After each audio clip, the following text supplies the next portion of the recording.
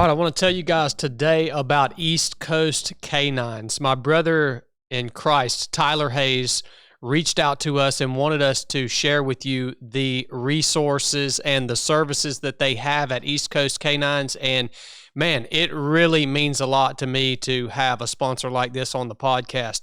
As a person who loves dogs, loves training dogs, dogs have been a part of my life for a long, long time. And I truly believe that there are no dumb dogs.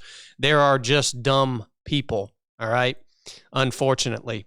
Now, this is a book that Tyler has written. Tyler's the VP at East Coast Canines. It is a great resource. If you are a dog owner, this can be purchased on Amazon. It's called Fundamental Canine Obedience. I think this should be mandatory reading for every dog owner. If you're going to own a dog, that's a huge responsibility.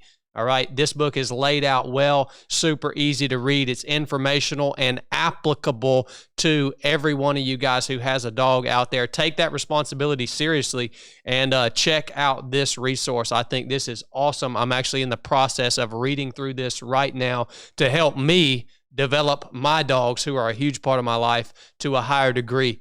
It makes the experience of owning dogs just so much better. Not only is Tyler's book a resource, but at East Coast Canines, they offer tons of services to law enforcement. They actually do law enforcement training for law enforcement canines and handlers for patrol, narcotic, and explosives detection, tracking, and other specialized areas of detection such as ignitable liquids, electronic devices, and wildlife detection. East Coast Canines also offers therapy dog training for law enforcement and personal needs. And for you guys who aren't law enforcement and you're not looking for that type of dog, but you just want to tune your dog up that's there at your house causing chaos, acting crazy, and doesn't know how to listen to anything you tell it, they offer pet dog training for those seeking a higher level of obedience and training for their personal pet dogs. This is huge, guys. Check them out. Again, Tyler is a fellow brother in Christ, East Coast Canines. You can check them out and find them at www.eastcoastcanininc.com. There will be a link in the description of this episode. Thank you guys for tuning in.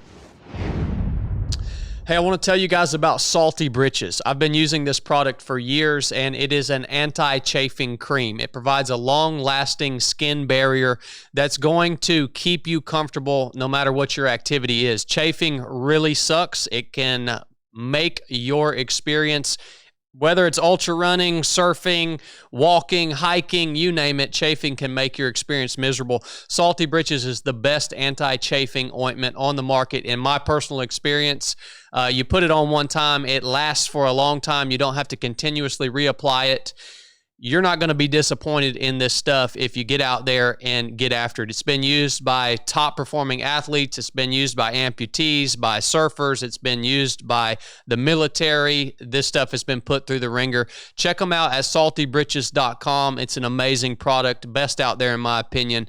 And it's an amazing company. The people behind the brand are good friends of mine. And I think that it's important that we support companies that share the same values as us. Salty Britches is one of those. So, again, saltybritches.com. Thank you, Salty Britches, for sponsoring this episode of the 3 to 7 podcast. Enough said.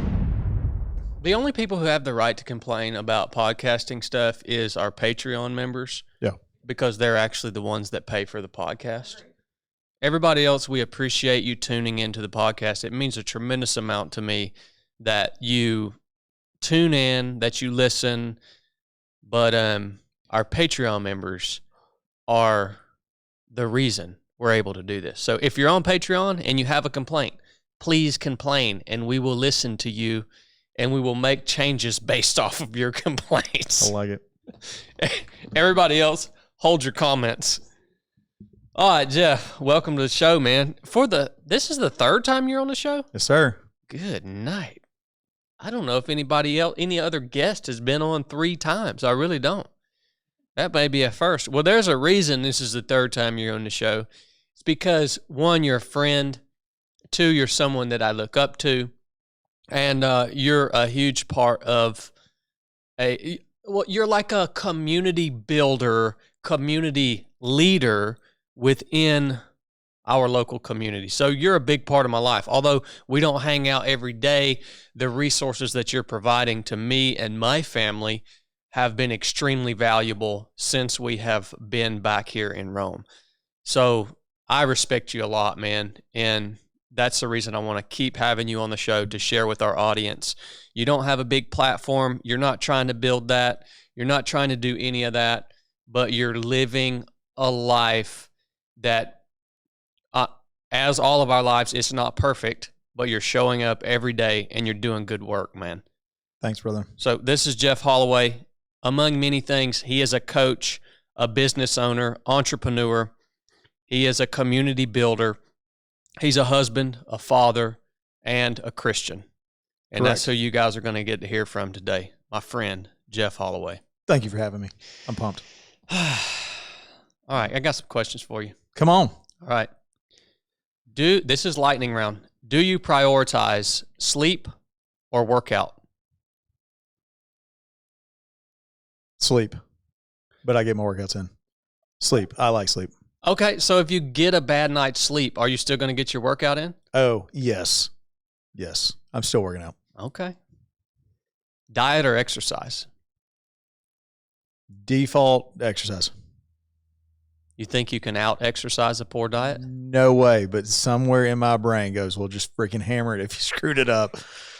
I'm the same way, dude. Running or lifting? I'm prioritizing lifting. I love running. I'm much more of an endurance athlete. So why do you prioritize lifting? I'm not very strong, and I know that I need to be strong, and strong people are harder to kill than weak people and more useful in general. That's a Ripto quote. Like it. Burpees or thrusters? Definitely burpees all day long. Thrusters from a dark place. Thrusters are miserable. They're terrible. Dude. You make me do thrusters with the dang barbell and no weights on it, and it's just going to destroy me. Yeah. 95-pound thrusters, I'm wrecked for a week, dude. It's a form of torture. I'll tell you anything if you make me do enough thrusters. It really is a form of torture. It's the hardest workout in the gym it's the hardest exercise in the gym, in my opinion. All right. Data or simplicity? Simplicity. I want it simple.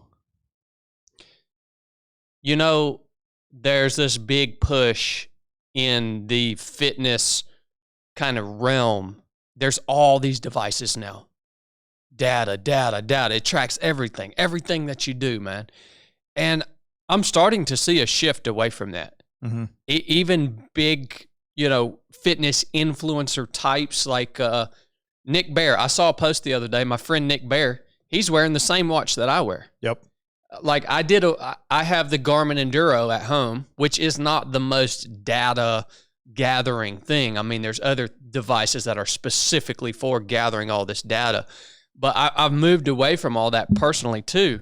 Why do you say simplicity? Why do you think there's a shift away from that big push that we have seen over the last 3, 4, 5 years toward collecting all this data on your health and stats and all this crap? You ready for my first soapbox conversation? Yeah, send it. So this is lightning round, but I want to hear this. Yes. So I think that we are way overrun with information, and we lack execution to do the things in a consistent basis to actually get some type of feedback that's long-term. So any type of adaptation that we have. For example, zone 2. It is the rage right now. What is zone 2? What's the benefit of zone 2? What does the heart do at zone 2 versus zone 3 versus zone 4? So you have 5 different zones that most people think that we operate in. And I was talking about to somebody yesterday is now all that data that we have. I have a Venue 2. It's a Garmin, but it's pretty low on the list. But anxiety is the number one thing that people get out of all this data, but they don't actually go and do the thing. I'd rather you train inconsistently and quote unquote wrong than do nothing at all and have only anxiety attached to every single performance that you ever do. It's a weird thing right now. And I think what you're saying is people are getting back to the basics of going, if we're going to be consistent with whatever training plan that we are doing, we're going to get results. But everybody's want this secret pill, this magic button, this perfect scenario. ChatGPT, what does Garmin say? Productive, non-productive. I said, I think we're getting away from really just executing on being consistent, talking about nutrition, sleep, wellness, mindset, all that stuff, we negate a lot of the really important things to go, well, what zone am I in? So just be close and do it anyway. But I also want you working on all that other stuff. Much longer conversation, but yes, simple. Yeah. When you boil it down, the work is really what's making the difference. Not all that bull crap. Yeah. And I'm a coach and I like the data and I'm going to look at it and we are going to be inside the ballpark. But I think we had a shift that went too much data driven and the perfect workout plan. And there is not a perfect workout plan. I love how culture is, I think we are on many different levels. We are arriving at we're beginning to be able to see the end state or the conclusion of some of the choices we've been making in this extremely technological age. And I think on many different topics, subjects, things, there's a large number of people who are beginning to see the end state of all of this data, of all of this technology, of all of this convenience is ultimately destruction. And people are choosing to move away from it. I'm just now seeing that shift. Like, I'm just now seeing people say, this technology and this stuff is only beneficial to us up to a certain point, and then the returns are diminishing if you just go all in. AI, for example. Yep. I think that the information overload that we have, just because information is no longer the issue. You saying because I don't know is no longer an excuse, because you can know almost anything. It's just a weight or a burden that you put onto people to go, am I doing it right? Am I doing the right thing? Person A says X, person B says Y. Well, ChatGPT says this. And it's almost this point of just paralysis that they don't do anything. Or they're going to do everything and be inconsistent with it. So I think that piece of information is now becoming more of a burden than a help. Because if it's helpful, it's great. It's aiding, it's beneficial, it's giving some direction, it's holding you accountable. But when it's beyond what you can act upon, Mm-hmm. I see what you're saying. It just causes anxiety. So we'll take, for instance, a person that I know who has a real passion for data, Andrew Huberman. Oh, absolutely. Do you yes. listen, like when you consume content, like do you consume that type of content? Because I've wondered about him specifically because he's the big name that I know of. There are many other types like him who love data, and they're putting that information out. I don't think to make other people anxious intentionally. They're putting that information out because that's their life. Like, that's what they love to do. That's their job. But I have seen in people around me who consume content from him in particular,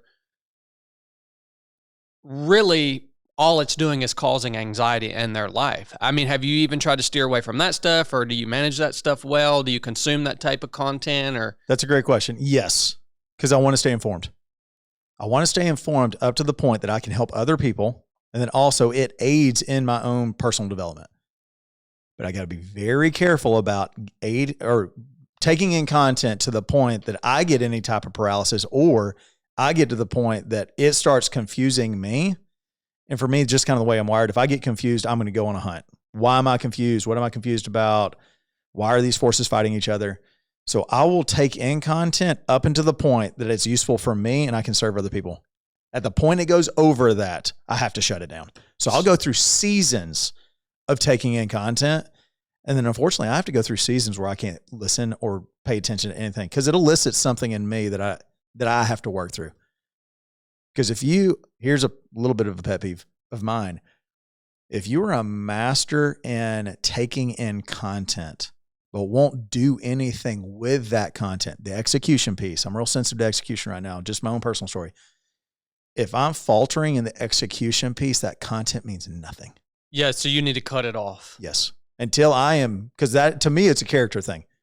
If I'm listening to all this stuff, but I won't do anything, and you take whatever scenario or content that we're talking about, and I'm unwilling to do the thing, then I no longer should be listening to the content. That's my own personal opinion. But if you're not going to do it, why are you paying attention to it? And it takes constant awareness. And I think it takes also brutal honesty with yourself. It's uncomfortable, yeah. Yeah. All right, shifting gears a little bit. What have you found more beneficial to you personally, prayer or the study of Scripture? Oh gosh. So the Lord's working in my heart big time in a season that just started. So then it's interesting that you're asking that question. I default to Scripture. I default to reading. I default to learning, going back to, am I doing what it says in Scripture? But I'm changing the way that I'm praying right now. And I'm seeing huge impacts to make it less transactional, because I've prayed the same way I'm 41, for 41 years. I think the Lord's really calling me to go in. You pray to me in a very transactional way. Lord, be with me. Help this food nourish my body. Take care of my people. Bless. Like, these are all ask. But am I stepping back going, Lord, what do you want me to know? What do you want me to do? What do you want me to know? What do you want me to do? And being okay with whatever comes up, but I have to be in a still and calm enough place to be able to listen. And I'm hyperactive, ADD, I struggle with paying attention, and it has transformed my prayer life. So 6 months ago, I'd say Scripture, absolutely, all the way. If we're going to be real transparent, I think recently I've really asked the Lord, I was like, does prayer even work? Like, you do what you want to do anyway. And I believe and trust that whatever you say goes. So if I'm praying about something and you already know the end result, or if I'm praying about something doesn't matter the scenario, does prayer really work? And I've had to wrestle with that. So Lord, I believe, help my unbelief. And Scripture talks about that. You know, the rum guard comes up, it's like, I believe, help my unbelief. I think that was in Scripture. And the Lord's go, how about you test me in this? But you come with your prayers open-handed and not pray the way that you want to pray with an outcome that you already have in your mind, because I'm great at setting outcomes and expectations, and just release it. So I'm in a pretty deep season about what does prayer really look like if I'm praying to a God who knows more, who understands more, who sees more, who creates, versus my very small, very specific transactional prayers. That's good, man. All right. The Patriot or Gladiator? Oh, I love the Patriot, but Gladiator for sure. War movies. Maybe, hopefully you've seen both of these. If you haven't, shame on you. Full Metal Jacket or Apocalypse Now? Full Metal Jacket is 2 movies. There's the boot camp part, and then there's the second part. I love a lot about the Full Metal Jacket. I'm going to go with that one. Westerns, Tombstone, or The Outlaw Josie Wales? Oh, Tombstone. I really like that movie. Now, I had to throw this one in. Last question of the lightning round. Okay. We're gonna lose a lot of listeners, or we're gonna keep a lot of listeners according to how you answer this question here. Donald Trump or Joe Biden? That's not real. It's Trump. Okay. Yeah. Well, we just kept a bunch. All right, you guys can continue listening now. I thought it was the pepperoni on pizza question, because apparently that one's pretty polarizing as well. How much do you pay attention to current events and politics? I've never asked you that question. I don't know where you are on the spectrum of any of that. I don't know how integrated and aware you are of that. So I've always wondered, we've been friends for years, but we've never talked about politics, any of that stuff. I just assumed you you're not really engaged with it. But I think that is wrong of me to assume that. So I would say that I keep up enough with current events to know what's going on, but I don't study them. So I have a few different things that I get every day on a daily basis that will keep me up to speed on like what's happening in the world. So it's almost like a quick glimpse of what's going on financially, what's going on politically, what's going on globally, what's going on sports, because I can't handle much more of that in my mind as far as content pulling in. So I would say that I'm in tune enough with current events to know what's going on in the world. But if you were to ask me 3 questions down on a topic, I wouldn't know the answer to. that makes sense. Yep. How have you seen political issues and cultural climate affect your people at the gym? Like your people that essentially are members at Rome Strength and Fitness. Like, do you see a direct correlation? Like you had the gym through COVID, you've had the gym through all these different highs and lows. Like, have you ever looked and like seen a measurable difference between what's going on in culture and how much people are invested in their health and fitness? COVID was the big one. COVID was the only time that I saw the geopolitical landscape and what was going on in the world translate to inside the gym walls.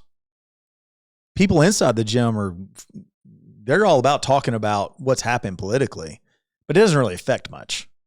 COVID was the only time that I went, oh, this is affecting the hearts, the minds, the emotional whereabouts that was so divisive among even family members inside the gym, which camp you were in. That was a tough season. I do not ever want to do that again. Because I am very pro heart, probably to a fault. If I want to care about the person, regardless of where they stand, I don't really care necessarily where you stand on that before I take care of the person part. But that one was tough for me, for sure. Well, I approached you about our conversation today not long ago. I said we need to do a podcast. What are you most passionate about right now? What would you want to talk about on the show specifically? And you said, let's talk about how to suffer well. And I thought, yeah, we might ought to sit down and have that conversation, because there's probably something that I'm going to be able to learn from talking about that specific topic. And we'll get into that in a minute. But the first thing that I want you to do is I want you to describe to me the war that is going on in your mind. Because basically, you've impacted my wife on a deep level by being open and honest about the war that happens in your mind on most days. And it is not something that I personally struggle with as much as you, but I think the struggle that you fight, the struggle in your mind, the struggle that I see my wife fight, I think that is, no, as a matter of fact, I know it is a much more common thing than we realize. Yeah. And my wife told me a story about you, a story that you told her that impacted her, about how essentially there was a day that like you won the outward battle, but you lost the internal battle. Describe to me that war that happens, man. Yeah. What does that look like? So I would say 41, I've battled with anxiety's probably the easiest way to put it, but battled with anxiety is this whole idea of this outward appearance. How do I show up for people versus the internal dialogue and narrative? My internal dialogue and narrative is pretty negative. So being able to battle my expectations for myself and how I show up, and we'll get to the backstory about how this has become way harder in my life recently. The narrative that I have for myself and how I show up is constantly this idea of this chip away of a narrative that's of a negative story to being able to be an encourager and a provider of hope and a champion for people is this constant tension, because the way in which I want to treat others is in just stark opposition to the way that I treat myself. Stark opposition, which gets to the point, and this is the really, really hard question, is do I believe the gospel? Do I believe that Jesus thinks the way about me that he says that he thinks about me, believes in me, calls me out? And that has been almost a lifelong battle. So this idea of this constant war, this constant narrative, this battle that I'm always having to face every day is exhausting, of course. To me, it's kind of normal, which is unfortunate. But I've gone through seasons. I would say the first season was I became a believer in college. I grew up in the church, and I would say that I was a believer, but really releasing my life and laying it down and trying to be obedient was at college. And then 2019, I read a book by Brené Brown, Daring Greatly. And that was real transformational for me to start the process of really getting behind the curtains of the way that I think and how I show up. And then my wife and I decided to adopt 4 years ago. And that has proven to be way harder than I expected. I don't know what I was expecting. Sunshine and rainbows, I think. And then that has been some transformational about introspection about how I show up. And this is probably a much longer conversation, which we'll probably have today, about how do I win that battle in my mind, but also release the expectations that I have for myself to show up, because I have really high expectations. And if you have really, really high, and I would argue unrealistic expectations, really the only thing that could come out of that is guilt and shame. So I always walk around in this guilt and shame loop pretty much all the time. It's really hard to experience freedom out of that. Give me a tangible example of that.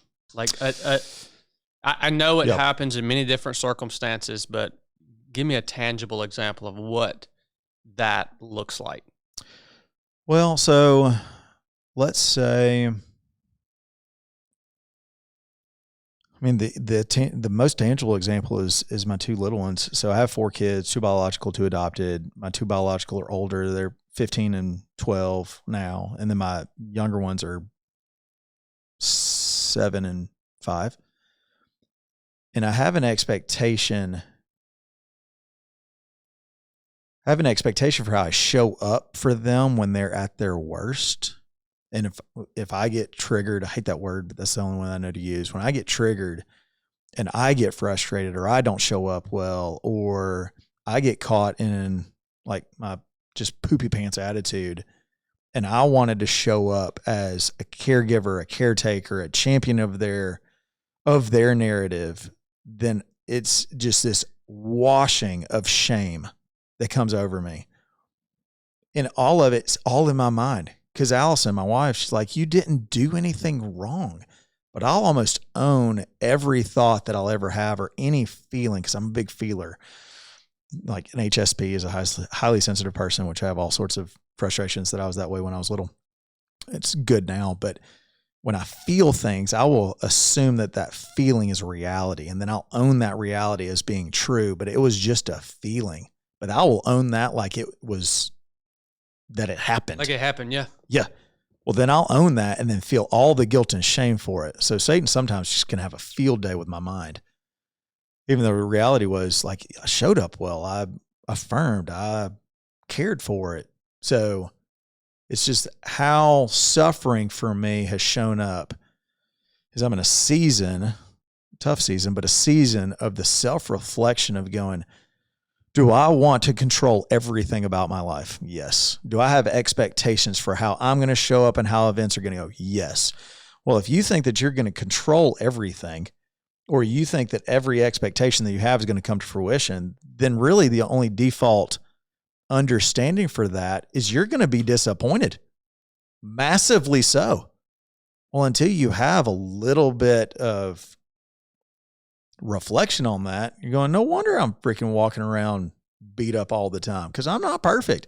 And if you're taking 2 kids into your home that have pretty significant traumatic backgrounds, what did you expect?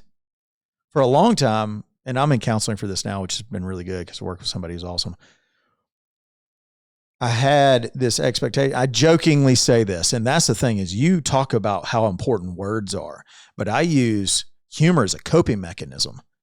And I'll use dark humor to like be funny about things, but really all I'm doing is trying to take the edge off of how bad things feel sometimes. And I jokingly say, I was certain I was going to heaven until I did something for the Lord, and now I'm not sure if I'm going to get in. I was like, well, that's a really dark way to think about that. But that's the way it feels, is I didn't know how hard this was going to be. So then suffering, am I suffering well? I don't know. Am I surviving? Am I doing everything I can to care for and love for the kids that are in my home? Yes. Is it really, really freaking hard? Yeah. Like we've got diagnosis and medicine and multiple schools getting kicked out. And Allison's had to like leave her job and have all sorts of aspirations. And I feel like I can't do those. And the metaphor that I have right now is I want to be storming the front lines. And the Lord's like, I've called you to peel potatoes for the army. And I'm like, I don't want to peel potatoes for the army. I want to be on the front lines. I want to storm the gates. She's like, that's not what I've called you to do. I called you to be obedient. Well, I'm being obedient. Like for the first piece is big challenging behaviors. You almost take them personally. It's like, Lord, am I in trouble? Like, did we do something wrong? Is this punitive? Like that's such a youth-centered theology. That is like navel gazing. You're just staring at your belly button. And when you're in a season of suffering, all you can see is that tunnel vision of how it's affecting you. And you have a really hard time reframing, how am I showing up for them? I'm teaching my little one right now, my little 5-year-old. I call him a Sour Patch Kid. Like he's sweet as he can be until he is not. And then he wants to hurt you.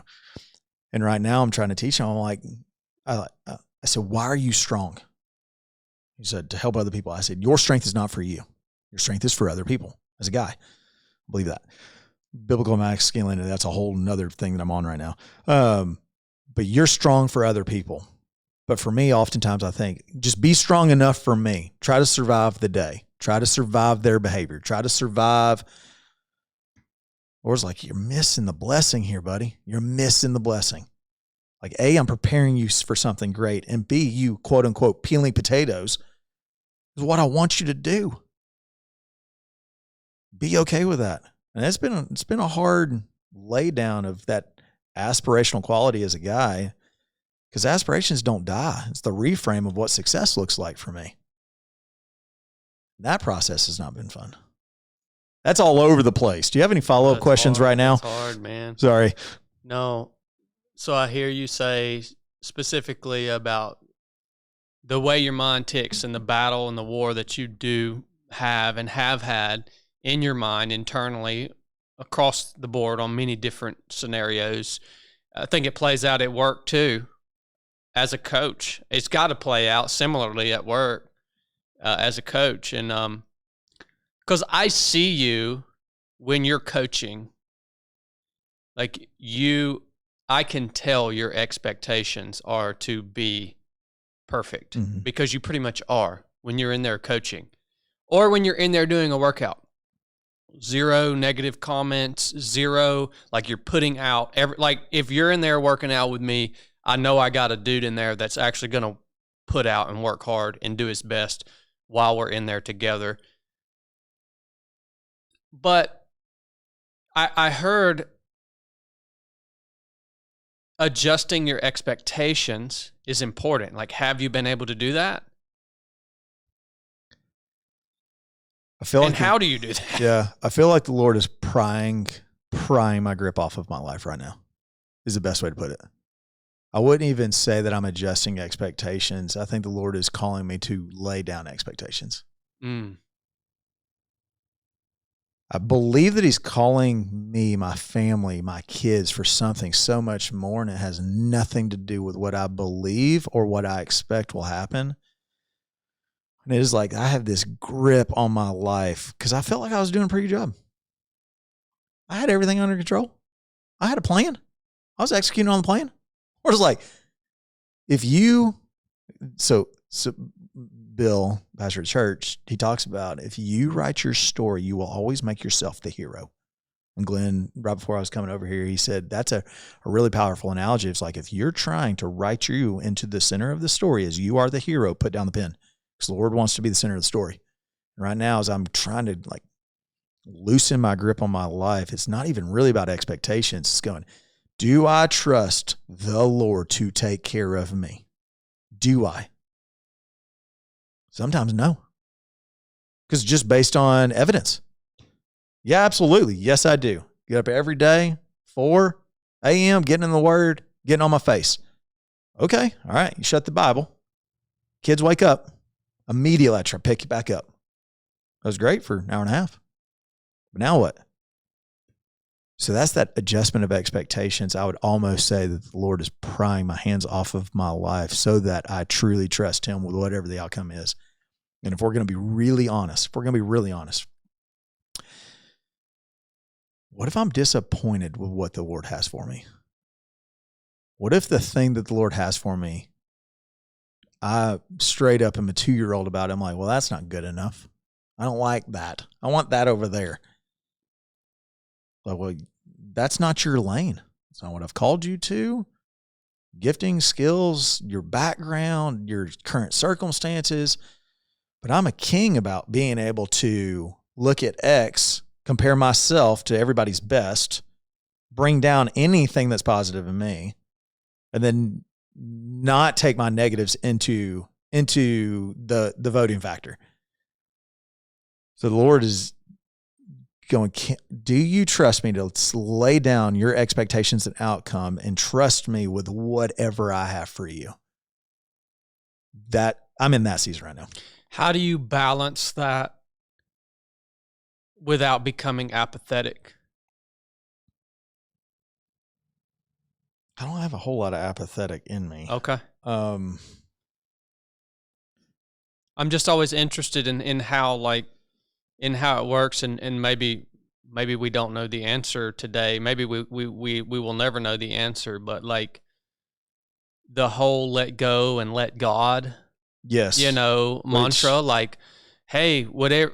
I know a lot of Christian people who go way too hard on that, and they end up fat and lazy and poor and unsuccessful. Well, and that's right now, that's the thing that I've been wrestling for the past years, going, Lord, what do you want me to do with my aspirations?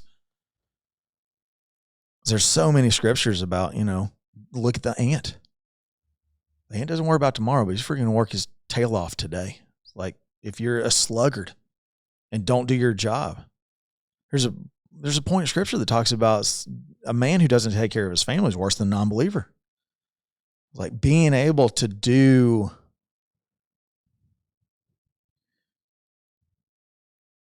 if we're going to look at it honestly, do most guys actually do what they're supposed to do every day already? Just your daily task list. Are you taking care of the hearts of your kids? Taking care of the hearts of your wife?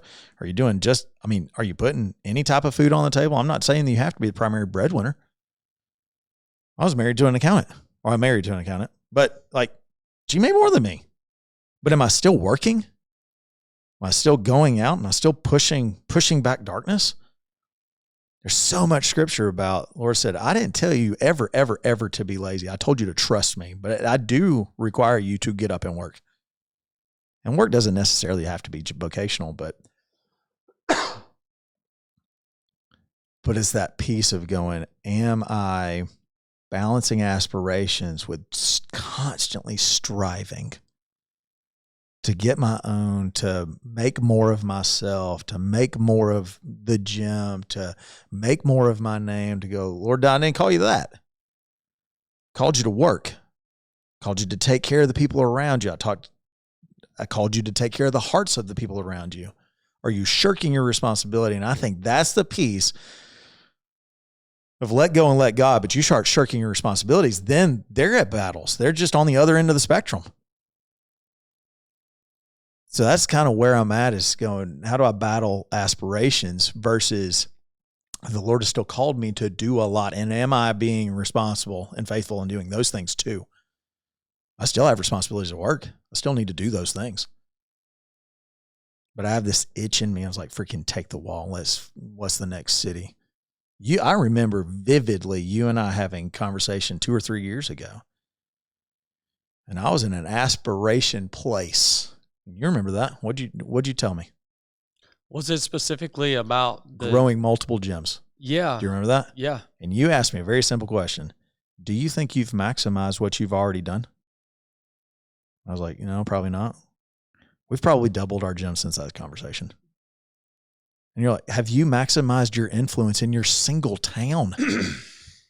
Like, no, but a bored guy is a dangerous guy, good and bad. But a bored guy will go, well, it's kind of okay. Let's go on to the next city. Like, man, I've been so guilty of that myself. But you haven't taken care of what you're taking care of right now. Yeah, but that's the mundane, monotonous, everyday grind, and that's not fun. Making those tweaks is not near as sexy as standing something up that's brand new. Oh, I love it.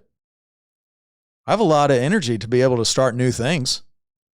Can I keep the old thing going? Well, that's not fun. Am I executing on it? Am I doing the thing today that I was supposed to do yesterday that I'm supposed to do 2 years from now? That's when people get tired and stop doing stuff. The new stuff's sexy. It gets you motivated. Motivation's dangerous because it wanes. It's a feeling. So I heard you say something, when I asked you that question of, well, how do you guard against apathy when, the Lord's taking you through this process and wanting you to trust him more and kind of, in a way, I don't want to sound corny, but like not cling so tightly to your expectations and the outcomes that you want.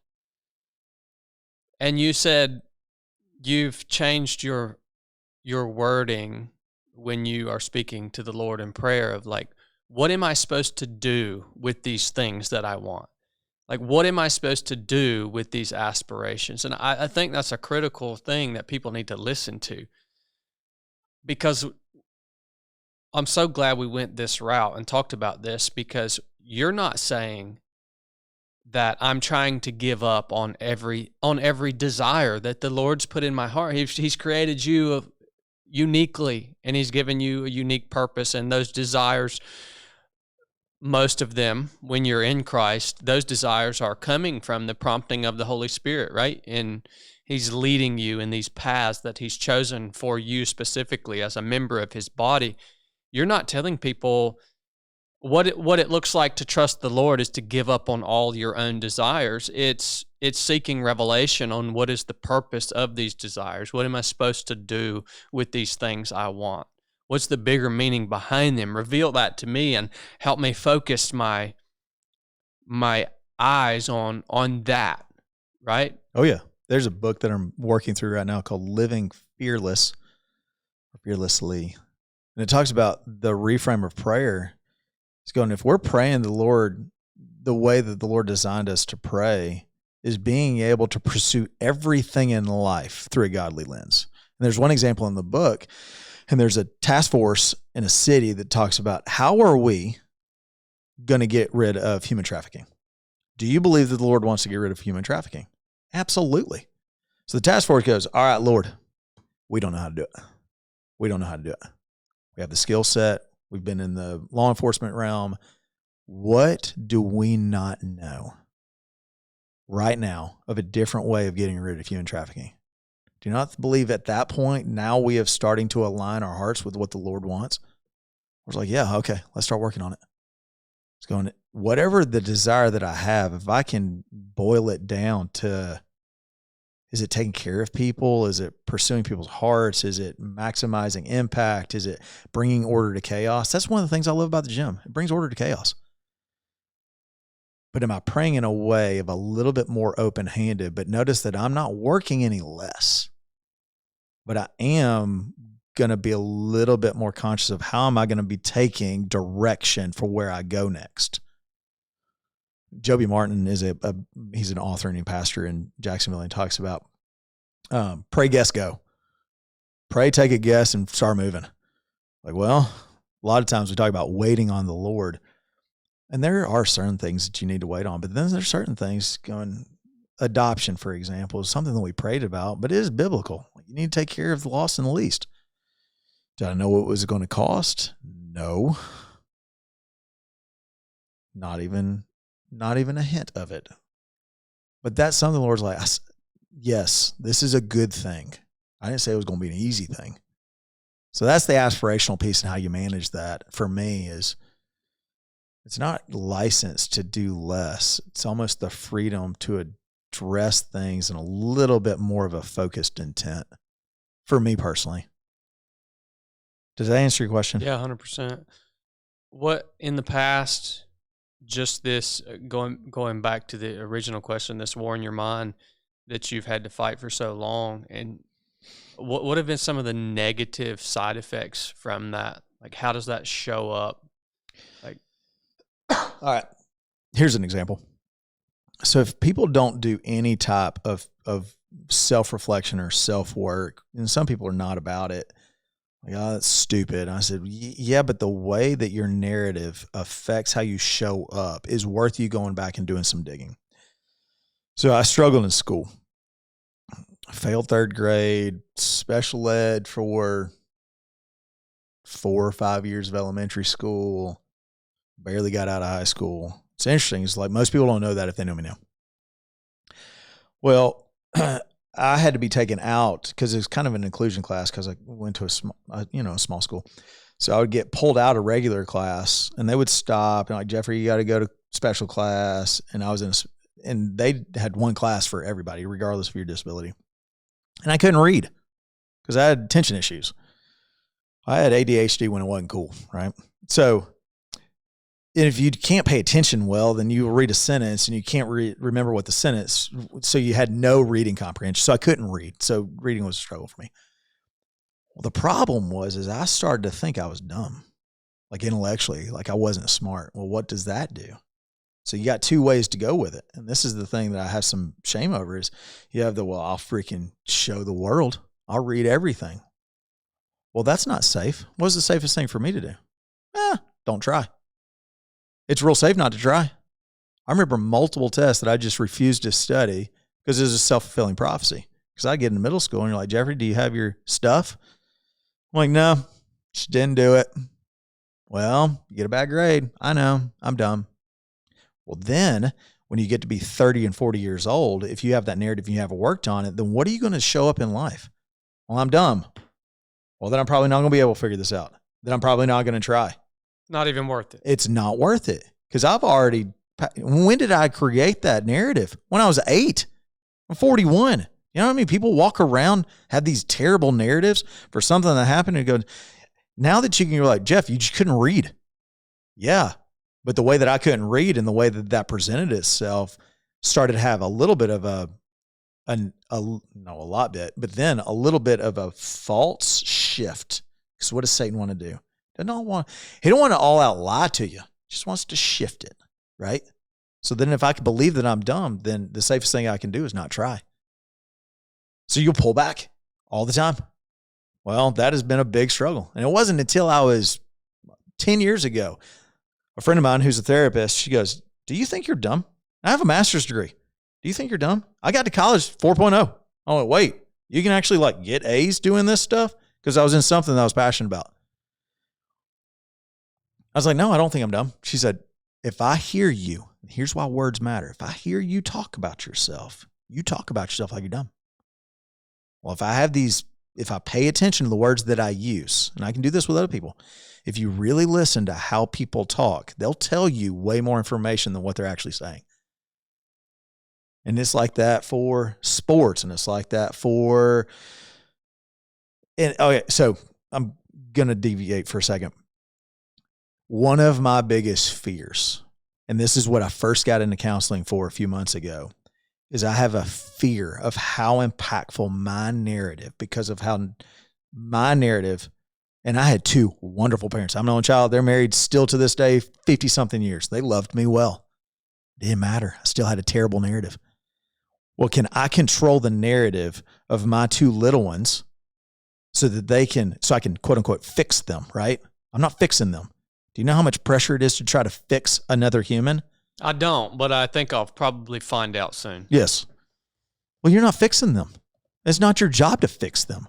Well, I put so much pressure on me to make sure that my narrative for them was, they're loved, they're wanted, they have purpose, they're beautiful and dearly loved, they can do hard things.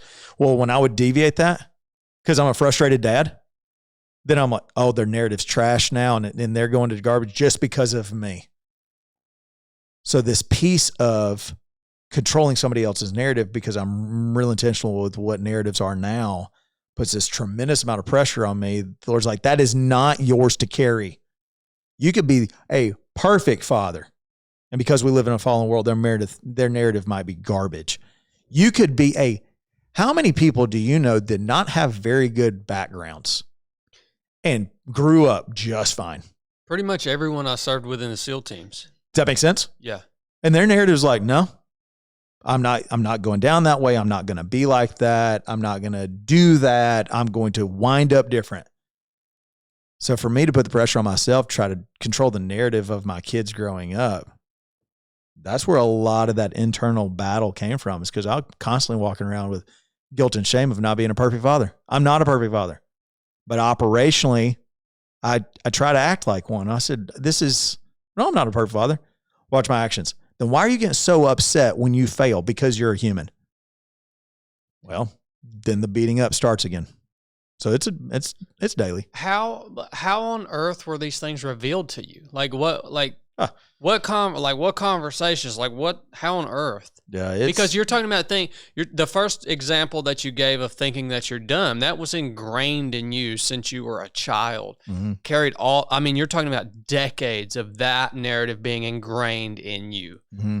You're same thing with, those expectations of you have to control. You're basically the author of your children's narrative, right? Correct. Yep. I asked the question, how was this revealed to you? I do a fair amount I don't journal a ton. I do journal, but it might be like 4 sentences a day. I do a lot of praying. I do a lot of paying attention to if something's negative, what's up? Where's this shame coming from? Where's this guilt coming from? Why did I freaking blow up like that? I ask a lot of questions. Last Tuesday, something was off with me. I was just kind of chippy. And I was like, what's up with you? I was like, I don't know. I'm not mad, but something's going on. And if you don't ask those questions about what is going on, you won't ever get to uncover the thing that's actually bothering you. It was a conversation. It was a memory. It was a memory 30 years ago. Okay, let's uncover that. Because the more that you can pull and draw things into the light, then they can be healed. I've heard this several times, but if you fight Satan in the dark, you're going to get your butt whipped. And I feel like so many people mentally that have demons in their mind functionally have figured out how to do life and do society okay. And it's not until you start to peel back a little bit of that do you realize there's a lot of people that struggle with demons in their minds. But if you don't do the work or scripture, talking to people that are trained, being able to dig into the really, really icky parts of going, why do I feel this way? And a lot of times with people that are real deep feelers, they own a lot of their feelings as truth. So that was me. I pretty much shouldn't trust my feelings. Feelings are warning lights. They are not absolute truths. Pay attention to feelings. They give you information. But that's where I get to, is I pay attention to the whys behind when things come up. Because if I can't draw them into the light, I've seen that they're just sick. They will come back around. They don't ever go away. Yeah, that resonates with me a lot, man. And for me personally, it takes other people in my life. I'm not so good at paying attention to those things like in and of myself. I need to work on that because it takes other people in my life to reveal that to me. 2 very recent examples. The other day, I snapped at my best friend, Chili. We were working together. I snapped at him. He said, dude, what's wrong with you? Are you stressed out? I didn't even know I was stressed. I got to thinking about it. But it took that prompting from somebody outside of my own head, just to say that. I've been kind of snippy with my wife the last couple days, and she's been like poking me about it. What's wrong with you? And my response has been for 2 days, 3 days, there's nothing wrong with me. I don't not like you. Yeah. Like, you didn't do anything. Like, what are you talking about? I finally said something yesterday, though, to her. I responded to her in a way that kind of, because of her poking, I realized in that response, that's not how I talk to my wife. Like, whoa, okay. And so then I'm able to start thinking about, well, what is it? What could it possibly be? And for me, I'm like, you know what? I think I'm subconsciously stressed about the lifestyle change that I'm about to go through. I'm not even aware of that stress. It is a subconscious thing that, but there's been multiple things, multiple stories, multiple experiences in my life that have existed in that same manner, causing stress, causing shame, causing something in me that is subconscious that I don't think I would have ever uncovered or even thought about unless it was pointed out by someone around me who cares about me, loves me, and knows me, or a great counselor like Jeremy Marshall, who I want to have on the podcast one day. He's pointed out so many just little piddly ridiculous things that have impacted really the way that I'm showing up in life for a long, long time. And I didn't even realize it. Like, things that have held me back from sharing or talking or just even impacting my internal dialogue about myself or my experience or my story. So for me, it takes people from the outside. I would love to be able to be introspective enough to get ahead of those things. Not saying that I'll always be able to identify those things on my own, but it's something I need to work on, of being able to get ahead of that so that I'm not pushing it to the point that it's overflowing and impacting the people around me negatively, and then I'm depending on them to point it out to me, if that makes any sense. Oh, it makes total sense. Yeah. There's an interesting example that Chris, the guy that I work, my therapist guy, he talks about the magic of the central nervous system. The central nervous system is designed to keep us safe. And everybody's heard the fight, flight, or freeze response to stress. So what's interesting is that was kind of the original intent is if a bear jumps out of the woods, you're not gonna be like, that's a bear. Bears can be dangerous. I should probably run away from the bear so the bear doesn't attack me and me die. You don't have time for all that. Step next to a rattlesnake. You need to move now, right? So this whole idea of this trigger happens to a response, and then you have this belief, and from the belief you have an action, and from the action you have an outcome. It goes in that order every single time. Well, where that gets hijacked is what happens if it's a conversation? What if it happens with your spouse? We were going from a good day to somebody cuts you off into traffic to a road rage incident. How'd this spiral? Well, you were triggered. I don't like that word. I think it's overused, but that's what it is. You're triggered, and then you have this belief system happen, and then you have an action come out of it. And that's the piece. If I can figure out what's the triggering and the belief attached to it, I can respond so much clearer because I can kind of pull back the veil. We live in a society that we are a triggered society. Everybody's triggered for everything, right? Highly offended society. Well, everybody's getting triggered, but nobody's asking why. Why does that bother me? Nobody asks the why. If I can pull that back, then I'll go, oh. And unfortunately, yeah, it might be. In 7th grade, X happened. You're like, okay. But if you never address that, then it's going to show its ugly head at some point. But then that introspection happens. But a lot of times, it's not until somebody goes, dude, what's up with you? Nothing. I'm fine. Because you don't even know what's going on. 100%. It's not until somebody kind of calls you on the carpet. It's like this Mac carrier recently talking about the example of the guys lowering their buddy through the hole in the roof to see Jesus. And do we have those people that are willing to carry our mask, they're willing to talk to us, willing to say, there's smoke coming from your house. Is your house on fire? No, I'm fine. I'm fine. It's like good, great, fine, and okay are the only emotions the guys have. I'm like, those are not the 4 emotions that you have. There's a lot more emotions than that. The other piece of this, though, is also developing the maturity to receive that. And because I think when I was younger, like younger meaning like 4 or 5 years ago, I would have that type of feedback from other people, whether it was from my wife, my best friend, or a counselor that I trusted, I would have immediately been defensive. So it's like, it doesn't work without your participation. Like it doesn't work without the maturity to be able to receive those things and then to be able to not immediately go into defending yourself, your actions, your choices, your feelings, all that stuff.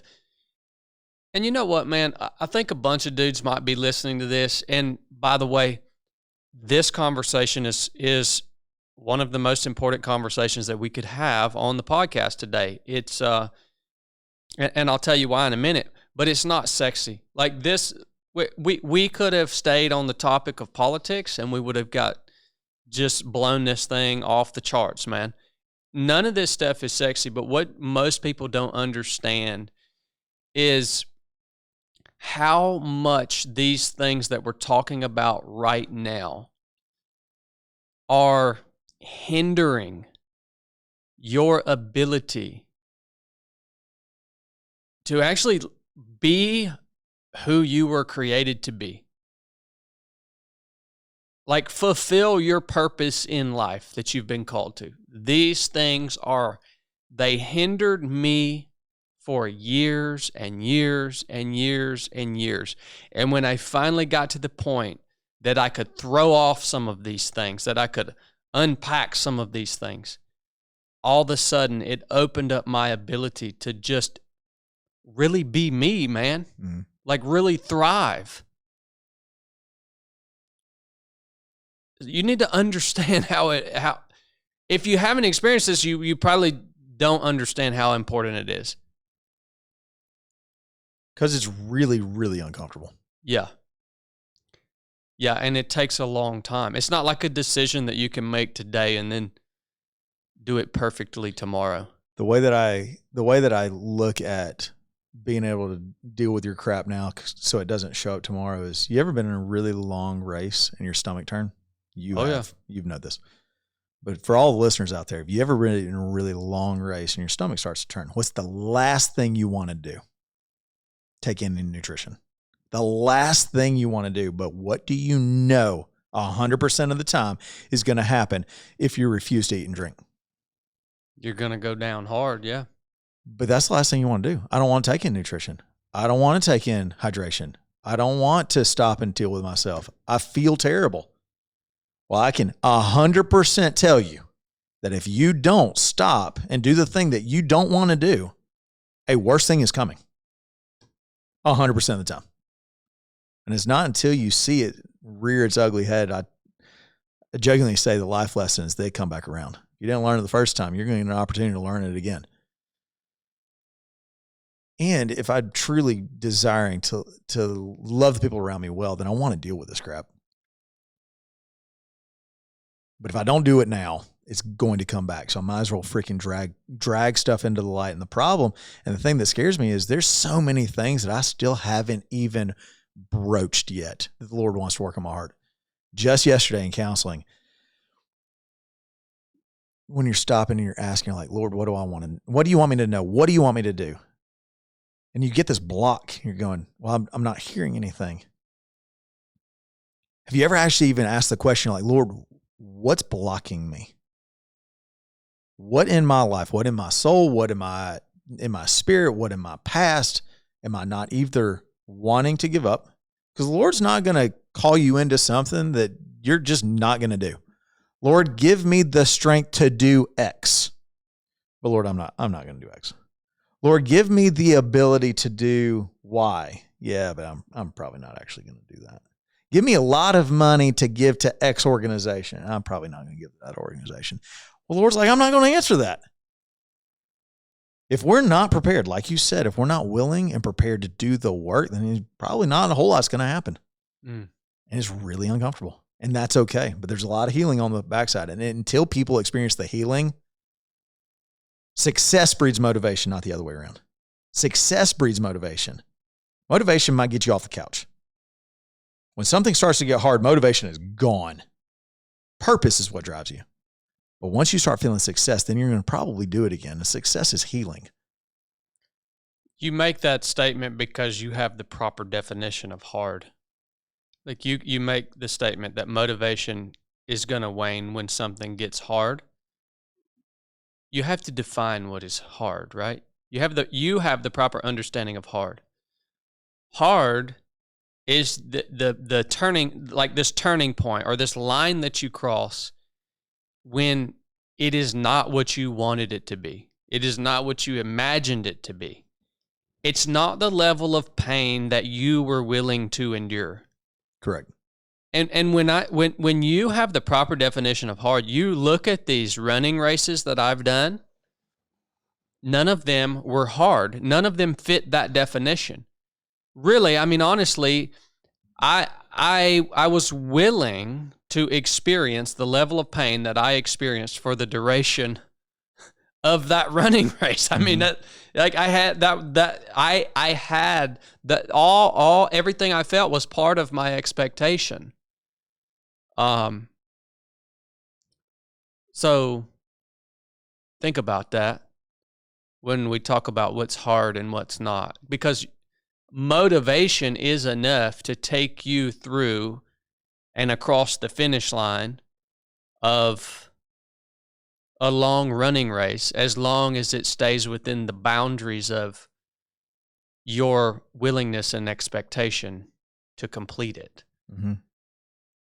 I don't know that anything that we willingly do in terms of our own personal fitness endeavors and challenges could truly fit into the category of hard, because we're not forced to keep going by any outside stimulus. It's almost like only things that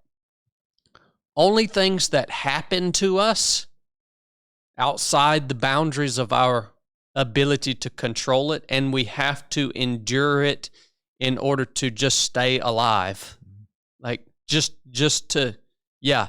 It's almost like those things, we're going extreme here, but it's almost like those things can only fit into the category of this type of hard that we're talking about. Yeah.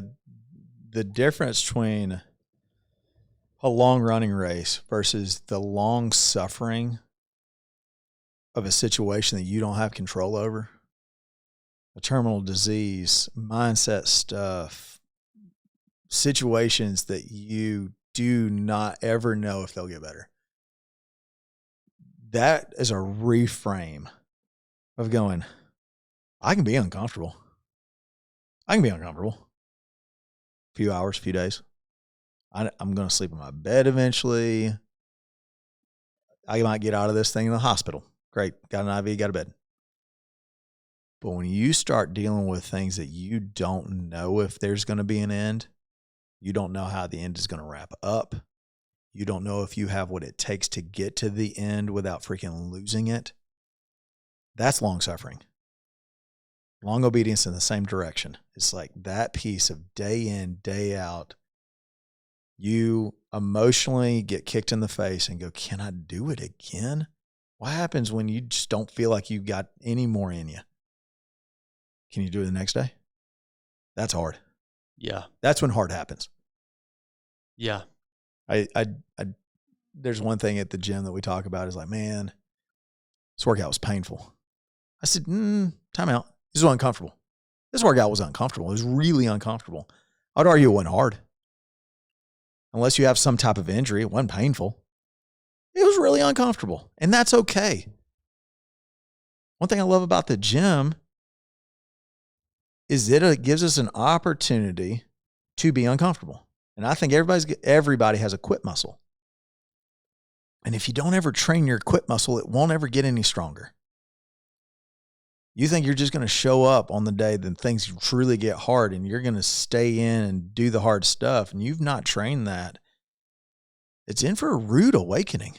It's this whole idea of toughening, this biblical manhood, and I feel like we're in a pandemic of guys.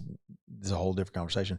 But being in a pandemic of guys either shirking responsibilities or softening to the point that they're not doing what they're called to be doing, exercise is just a really short, tangible way to continue to sharpen the blade just a little bit.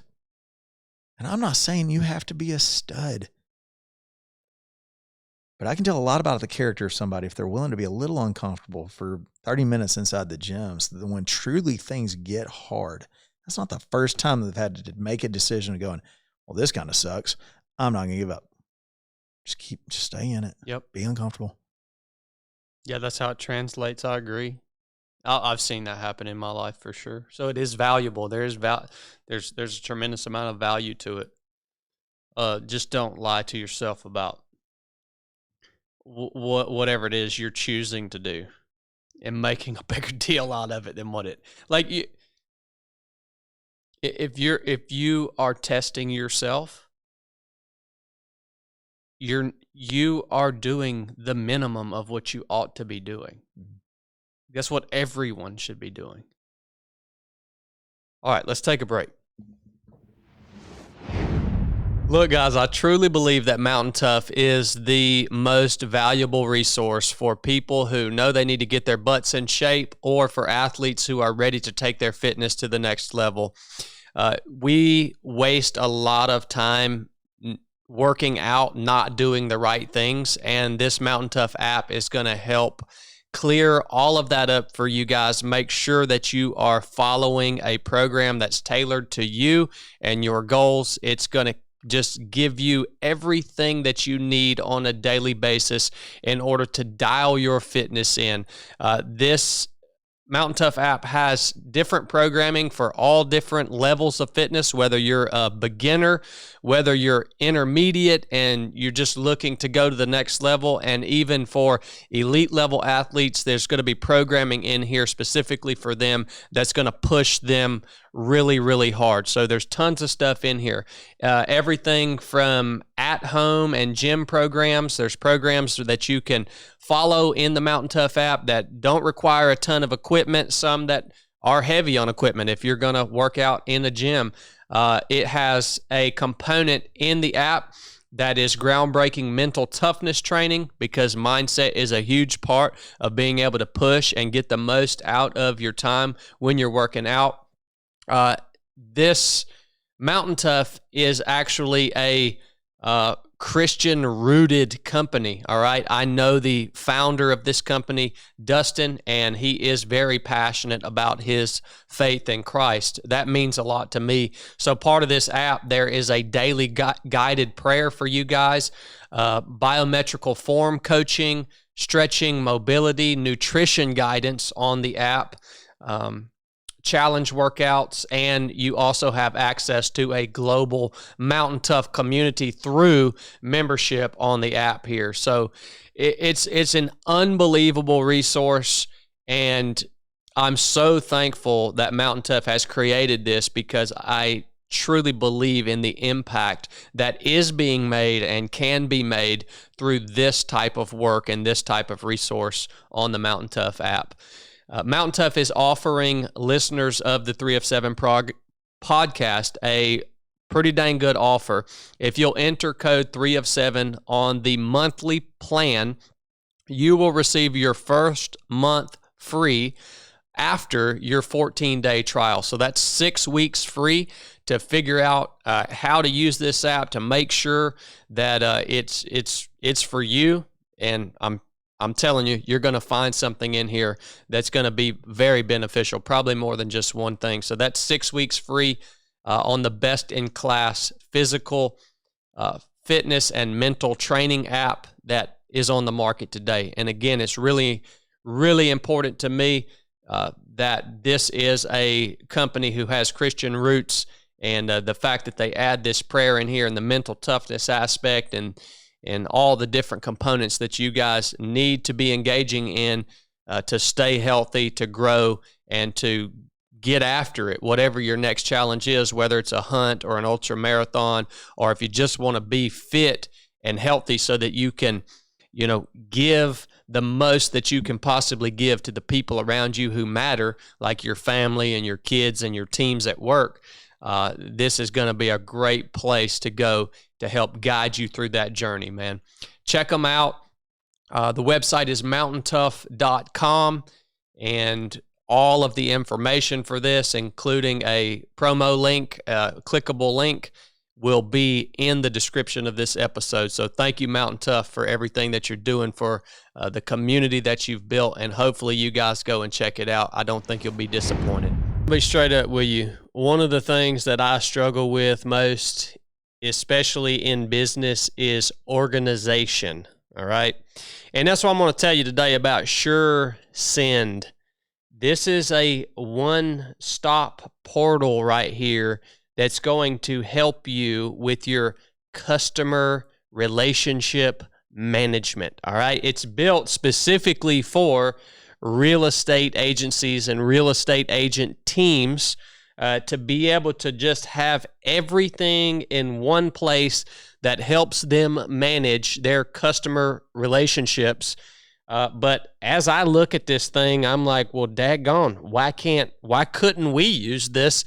And I don't see any reason why we couldn't. It's got everything, again, in this one portal right here. There's no plugins, no crazy marketing popping up all over your screen. It's got your dashboard, your tasks, your people, your calendar, your newsletters on here, reporting, contracts, call lists. I mean, everything that you could possibly think of that you need to keep up with as a business owner or as a real estate agent. I mean, I can't see how this isn't going to make you 10 times more efficient than you probably already are. Another thing that I love about it, it has a tab in it called Win the Day. My buddy Andy Frisilla would love that. This tab right here actually allows your team to set goals that you guys want to achieve, and then it allows you guys to compete against each other in order to achieve those goals. I think it's a really, really cool idea. There's also a built-in referral network so that you can get recommended or recommend other professionals on the platform. And everything, again, is live from day one. Marketing, automation, communications, tracking. Like I said, no plugins, consultants, or year-long contracts. This is on a month-to-month basis also. There are no hidden fees.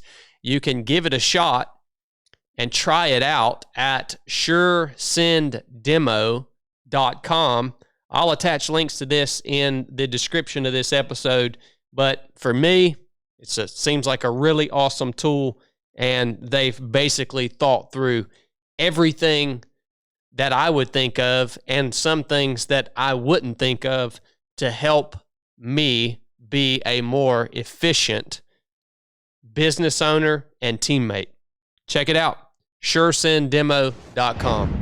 Look, ladies and gentlemen, I'm going to tell you guys about American financing today, and hold tight. You might want to hear this, especially if you have some credit card debt. I've had credit card debt before. There was a time back when I was in the military that I had over $10,000 of credit card debt. I'll never forget what that felt like because the interest rates on that debt were 20% or more. And I'll never forget feeling like, how on earth am I ever going to pay this off? Crazy stuff happens in life. Emergencies, the cost of living's going up. Maybe you've gotten yourself in a bind just using these credit cards to pay for your day-to-day expenses. That's where American Financing comes in. They can actually help you get rid of that credit card debt by tapping into your home equity. If you are a homeowner with mortgage rates currently in the 5s, and that's going to replace that huge interest rate that you're paying on those credit cards, all right? So it's a pretty awesome service. On average, American Financing is saving their customers about $800 a month. That's nearly $10,000 a year back into your own pocket. I don't know who wouldn't want to save $10,000 a year, especially when it's coming from money that you're throwing at these high-interest credit card loans that you're never going to see a return on that stuff. It's just disappearing. So this is huge, guys. It only takes about 10 minutes to find out what you can save. There are no upfront costs, fees, and no obligations to talk to a salary-based mortgage consultant. If you check it out now, you could potentially delay 2 mortgage payments. Super easy, super smooth. If you got credit card debt, you should check out American Financing.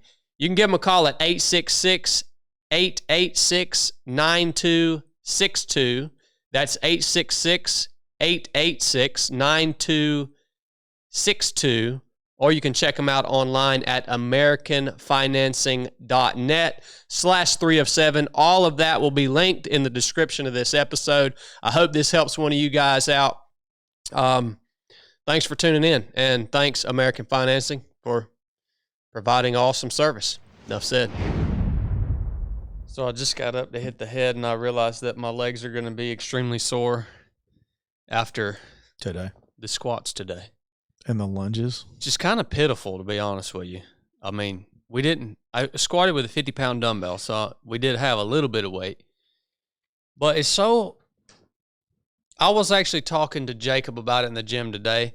There's this whole idea around being a hybrid athlete these days. It's a huge thing if you follow any fitness content. It's like the thing that so many people are striving for. Some guys do it well, but very few guys are able to do it well. It's almost like you have to pick one thing or the other. I don't know if you feel the same way, but it's like if I'm going to be good at running, I got to run. If I want to be strong, I got to lift. I got to choose one or the other. Yeah, I can do a little bit of running in there, or if I want to be good at running, maybe I can do a little bit of lifting in there, but I'm never going to be good at anything. So that's why my legs are going to be sore, because I've just been kind of running and turkey hunting here lately, not lifting any weights. Yeah. The body's wild, man. Good night. You got to stay on top of it. Yeah, it doesn't take long. It doesn't take long at all. I want to get into the second half of our conversation. I want to talk about suffering well, and we kind of, because the first thing I wanted to do was to really define what we mean by suffering, but I think we did that just prior to the break. I mean, I think we defined what that looks like, what it means. I want to hear from you, though. I want to hear more about this most recent challenge that you've been walking through, learning from with your adopted children, because we've kind of touched on that on the surface. But what's the story behind that? Because it sounds like that is, I could be wrong, but it sounds like that is like the number one challenge right now in your life. Is that? It's the hardest thing we've ever done. So it's the hardest thing you've ever done. Oh yeah, nothing comes close. So take me to this story. Why, first of all, and what has happened, and take me through this story, man. So in high school, I had a friend who their family adopted a little Chinese girl out of a dumpster. She put in an orphanage in China. I said, that is awesome. One day I'm going to do that. Which is really odd to be a kid in high school telling your buddies, like, I think I'm going to adopt one day. And they said, don't you need like a spouse for that? You're like, well, later, not now. So I've always thought that I was going to adopt somehow. I don't know how. Thought it was going to be foreign, and then we wound up going domestic. These two kids are born here in Rome. And we started the process for DFACs and opening our home. It was interesting because I was pretty adamant that I wanted to permanent placement versus temporary placement. And DFACs did not love that at all. They wanted to open your home. They wanted temporary placement, the idea of permanent placement maybe, and I was just unapologetic. I said, permanent. We're not opening our home and giving kids back, and the hearts that you have to have for that is massive. And I didn't want to do that. Why do you think they wanted? Why do you think they were pushing in that direction? It's a way faster way to get kids into homes, which makes sense. We did not want to do that, and we were unapologetic about it. Our home was open for 3 years, not a single placement. So then through a series of events, Allison knew somebody who knew somebody, and they had a young girl in her home. And we found out about that. And then we started doing respite care for them. And then the TPR, which is termination of parental rights, happened for her family. And her mom was pregnant with her brother. So about the time, starts to get fuzzy a little bit. She was 2.5. We would have been her fourth home.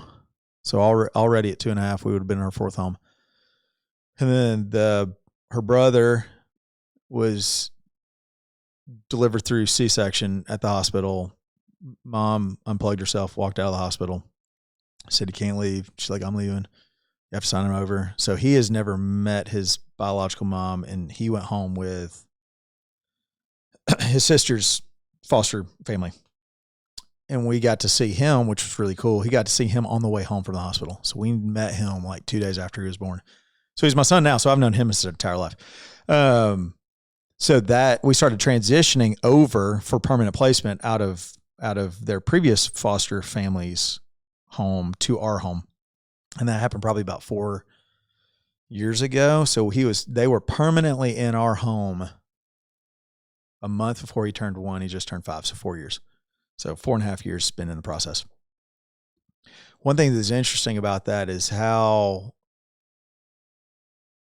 a lot of introspection through this process to watch the brokenness of the world and the way that God designed family units to be. If you take or fracture God's original intent, the only thing that you're going to get is chaos.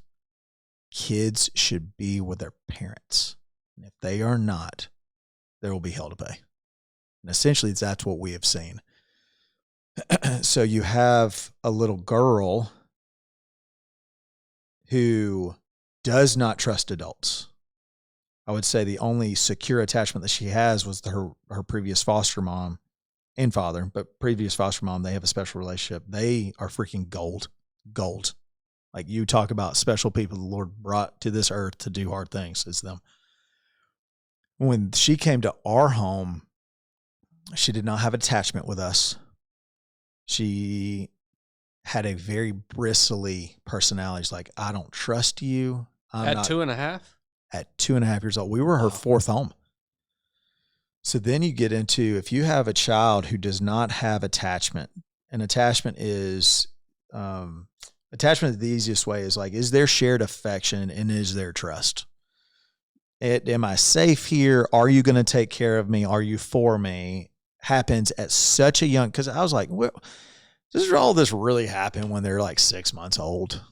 Yeah, I'm a firm believer of that now. Wow. It's crazy because you don't even remember any of that. None of it. Apparently. None of it. I don't anyway. No, it's What's crazy is how much, and there's all these different stages up until 18 months, up till 7 years. What happens by the time So there's these big numbers, right? So you want secure attachment by this point. You want permanent placement by this point. If they're outside of this point, statistically, this is going to happen. So I can give you a bunch of statistics, right or wrong, right? Statistics, you can make them all up. But there's a trend. So being able to try to start building secure attachment with her was quite challenging, because the ability for her to have what we would call meltdowns were just hard to describe. Like a 2-year to experience just rage out of a 2.5-year-old little girl was just something that I didn't know how to process. Like, you have temper tantrums where the kids in the cereal aisle, they didn't get their Cheerios and they're going to throw a little temper tantrum. Yeah, but are they going to try to like claw your eyes out? Are they going to try to throw a chair through the window? Are they going to try to hurt you and all your other kids? Are they going to try to hurt mama? Are they going to, they don't know. They went brainstem, fight, flight, or freeze, fighting. She gonna fight. There's no fleeing. It is fight. Try to kick your window out, try to get out of the situation anyway. So some of our meltdowns would be, probably the longest one is 2 or 3 hours. You seen somebody have a temper tantrum for 2 hours? It's unreal. And this whole piece of going, how do you love and try to attach to a child who all they want is felt safety? All they want is felt safety. And be able to enter into a world in a safe enough way to be able to build that trust. She's 7 now. Like, and she's had the best last 4 days than I think that we've had in the history of having her. Like, it is, like, even when she came into our home, the previous foster, it's like, she can have her moments and they will be tough. And she was not lying. She said, there'll be days that you wish that you never did this. And then you own those feelings of going, how hard this is. Because then you get into, Lord, am I in trouble? Like, is this punitive? We try to do something in your name to be obedient. And I guess I was just expecting it to be easier. And it wasn't. It was way harder than I ever expected. I did not know the cost that it would have on our family. It's a great example of what we were talking about prior to the break. Yeah. Like it crossed that line. Vaulted well past the line. Vaulted. So then Allison and I, and thankfully Allison and I have always been on the same page, which has been really, really good. But you start talking to people that enter this foster adoptive world, and you start entering into the mess of a child that they cannot process. They do not know. Well, then you take that kid and you make them 30 and they haven't processed through things. And we encounter those people all the time. And we're real dismissive with their struggles. Well, if you had to look back and seen what they were in a little kid, there'd be a ton more empathy. Well, the issue is, and here's where the challenging part comes from, is you enter this thing called compassion fatigue. It's called block care. And you have a child that is just chaos on chaos inside your home. You're like, am I doing this wrong?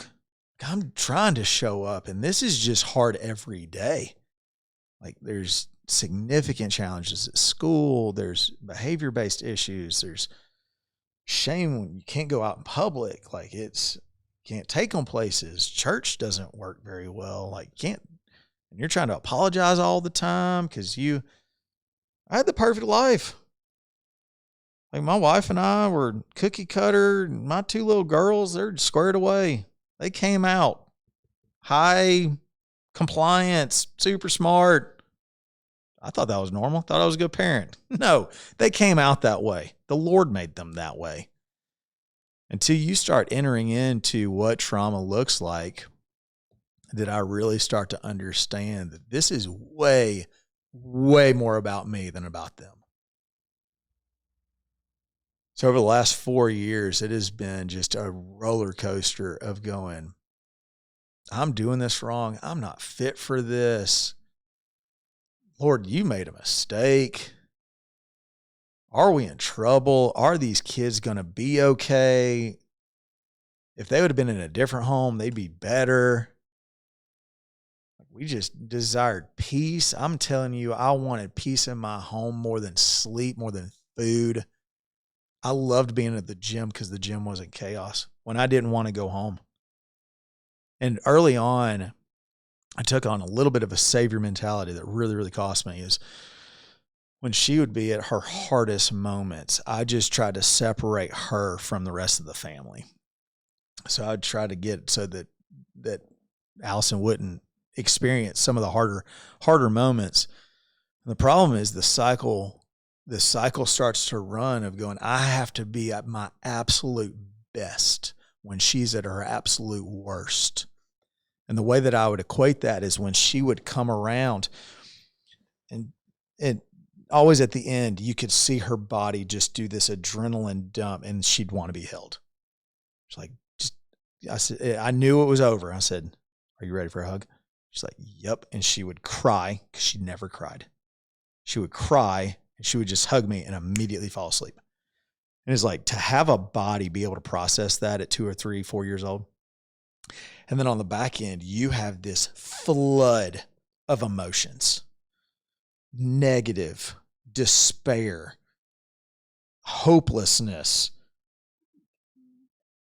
frustration, anger, like all of these negative emotions. And you'd be hung over the next day of going, what is going on?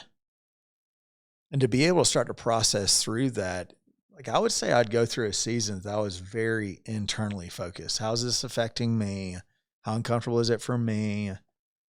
Lord, you made a mistake. I get up in the morning to pursue the Lord, get in the word, try to pray, and then not show up very well. And I'm like, all this is for nothing. I get up, spend an hour and a half every morning, get up at 4 a.m. I am disciplined. I am doing the thing, second my Bible shuts. And the first thing I feel is frustration.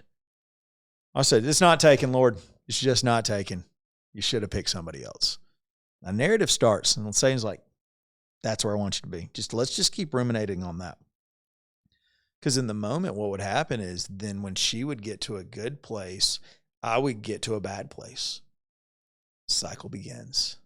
So then I'm at a bad place when she's at the good place, and we're always on the other end of the merry-go-round. And that so she doesn't feel safety. And then I struggle with affection in those hardest moments. And then I was like, just freaking try to keep loving her the best that you can. Just keep trying to show up. Well, you keep showing up. It's the easiest way that I can say is like, I want you to be a friend with that guy. But every time you talk to that guy, he's going to punch you in the face. Every time. But I need you to be friends with him. What are you going to do on day 4? More than likely get tired of getting punched in the face and say, no, we're not going to be able to be friends. Yeah. But what if that's your kid and you're the dad? That's the yeah, you're forced into it. Like, yeah. And then there's just so much shame, so much guilt.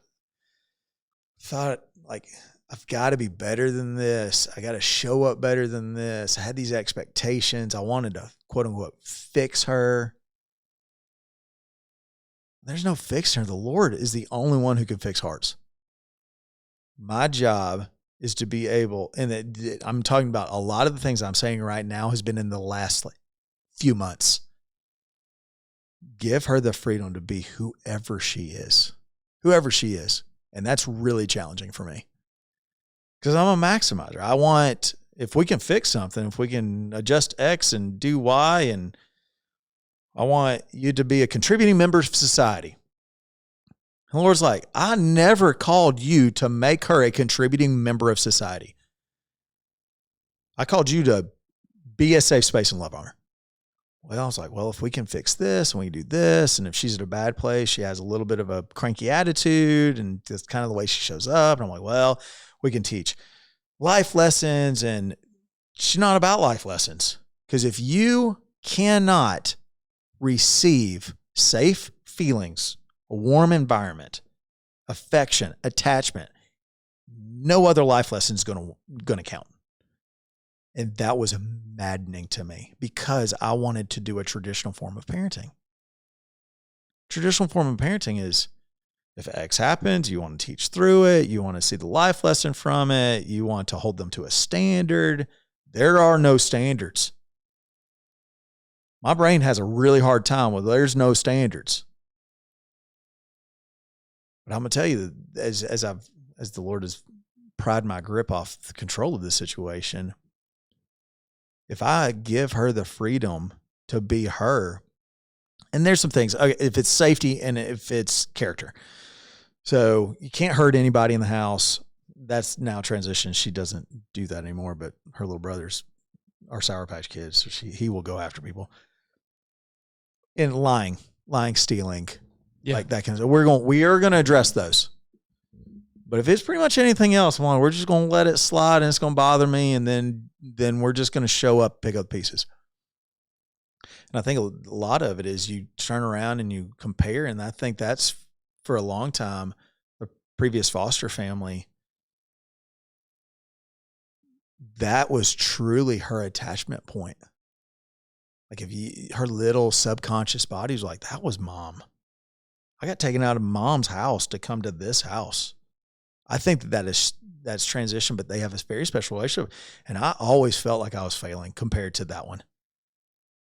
So if I'm showing up, doing the best I can, only feeling like I'm failing at everything that I'm trying to do with the intent, and then watching that, I'm like that's where that would have been a better play. The Lord's like, everything that's happening right now is okay. But then I compare myself to how cool and how loving and how affectionate and how seemingly nothing bothers. And she's not perfect. She's awesome. She's not perfect. But I would watch that relationship and just, it's almost this weird jealousy of going, I don't have that. But then if you're tasked, back to peeling potatoes, right? If you're tasked to peel potatoes, you might be called to it for a reason and you don't know, but I don't want to do this. I'm looking at everybody else and they seem to be doing so much better than me. Stop. That's you comparing, looking around and you looking down, but you have yet to look up. I've yet to look up.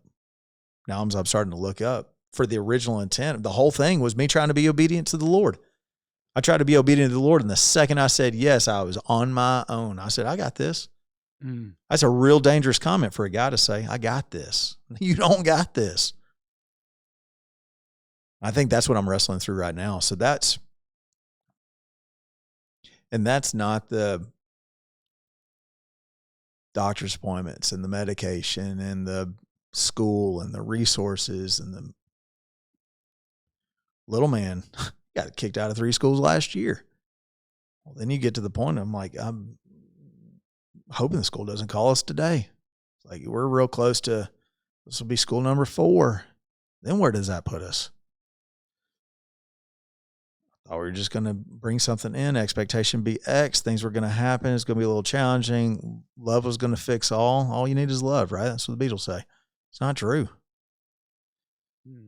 So but it really is, if people get into a suffering situation, it's so easy to start navel gazing. How's it affecting me?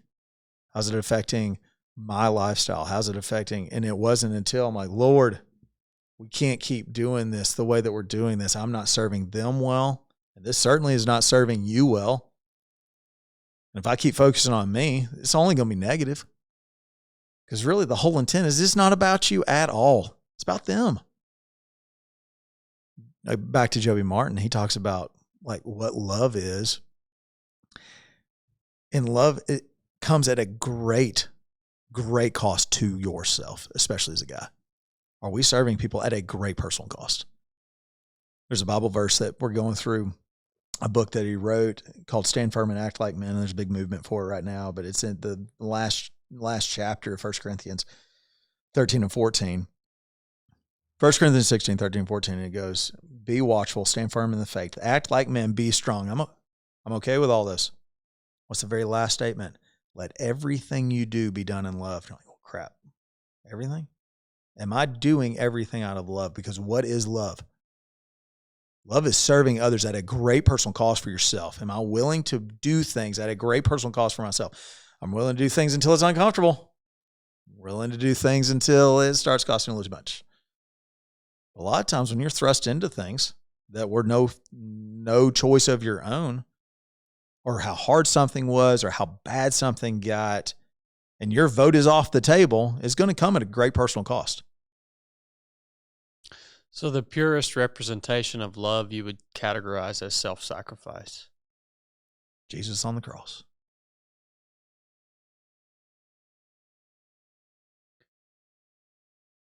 In the throes of this, like when it vaulted past the point of your expectations, what or who kept you from walking away from this?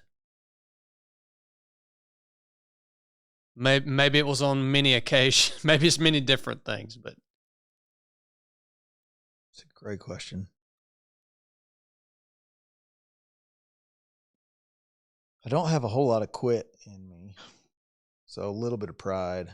But it really was. I'm like, if I quit, then two things were happening. Really, I was quitting on them, and I didn't want to do that. I'm not quitting on them. They're my kids. And the other thing is, I knew that I was being disobedient. It was straight up, I want out.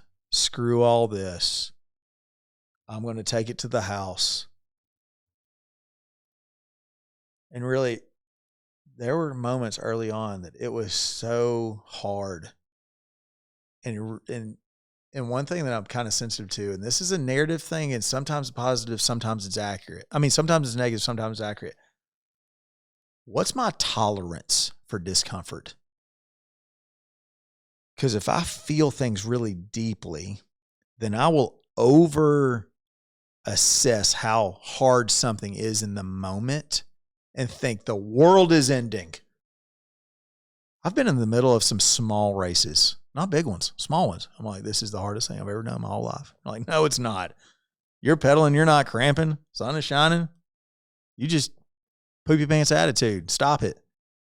Well, then that's a small example, because in the middle of this one, this, way harder, but because Alice and I were like, did we do the right thing? This is bad. It's like, well, we're still in it. Like, this isn't going to get easier. There might be some healing that comes out of it, and we don't know the outcome.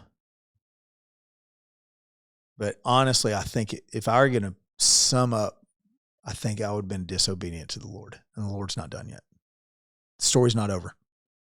Even though sometimes it was really, really challenging. It still is. We're still in the middle of it. So yeah. So faithfulness, honoring your commitment, being brutally honest with yourself, and acknowledging that you are being disobedient.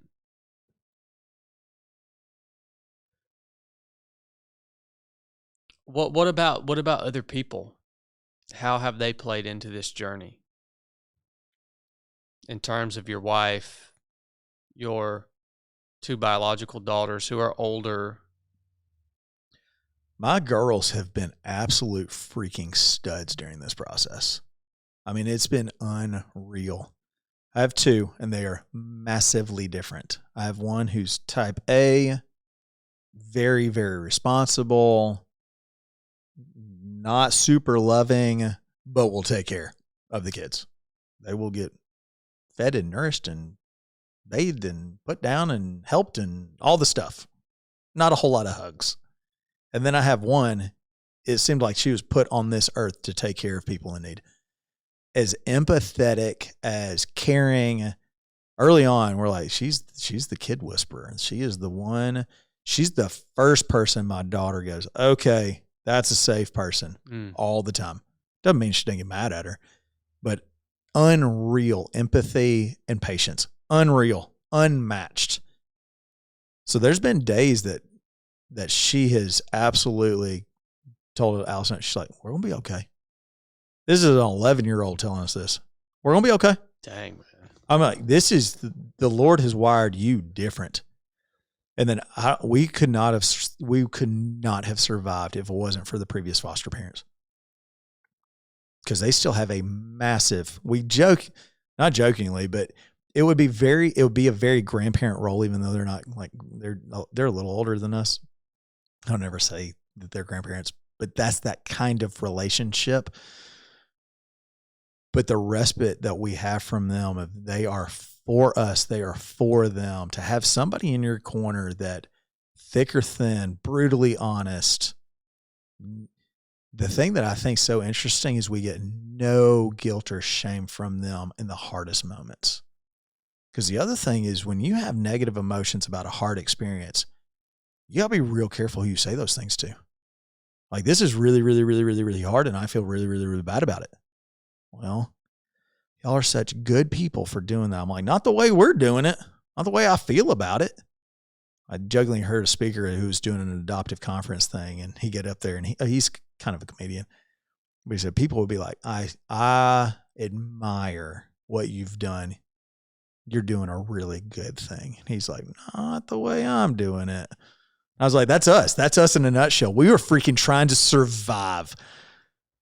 And I'll tell you, I wouldn't trade it.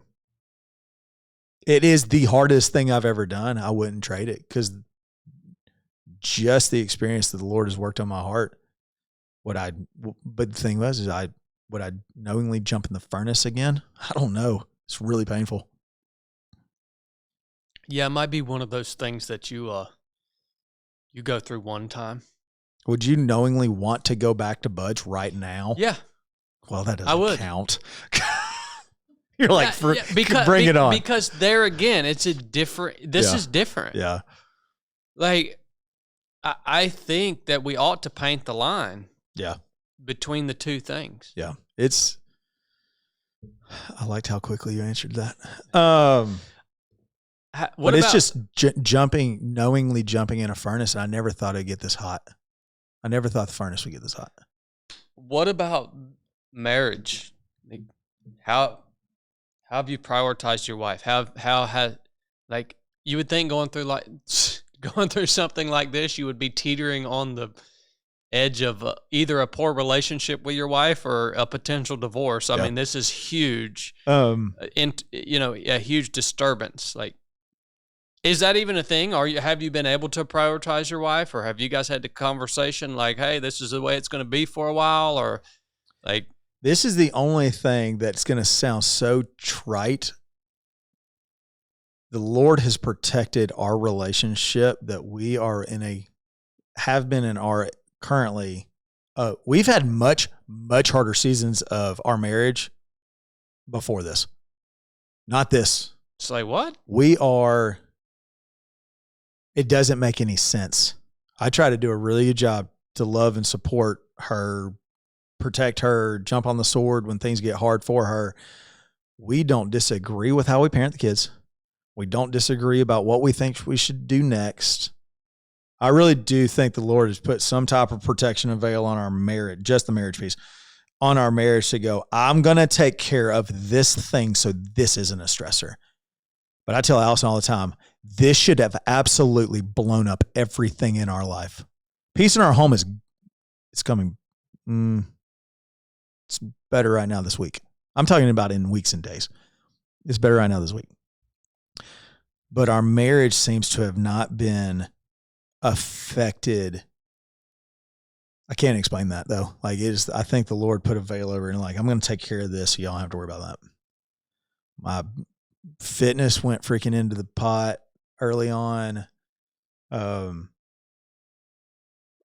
this weird sense of like when you feel emotionally hungover and drained every day, it's so hard to engage everybody else in life. So that was early on. That was really challenging. But our marriage, I can't explain it. Now, hold on a minute. What are some of the harder things that you guys have been through as husband and wife other than this scenario? Oh, stupid. And here's the caveat. Everything that goes wrong in our marriage is my fault. Just default. It's the safest way to say it. I was like, When I was younger, I jokingly say, I told somebody yesterday, I said, marriage is awesome. But I tricked my wife to marry me, and she had to live with her bad decisions the first 10 years of our marriage. But just being selfish and being, one of the things was I did this multi-level marketing thing years and years and years ago. Golly, when was that? That was a long time ago. But I was holding this little mixer at my house, and both girls were just born.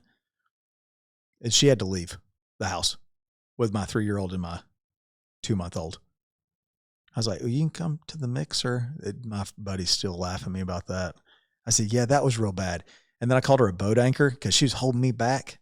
Don't ever call your wife a boat anchor. That's for everybody out there. That's a bad play. I can almost top you on that. About 3 weeks ago, I called my wife an old hag. Okay, yeah, see?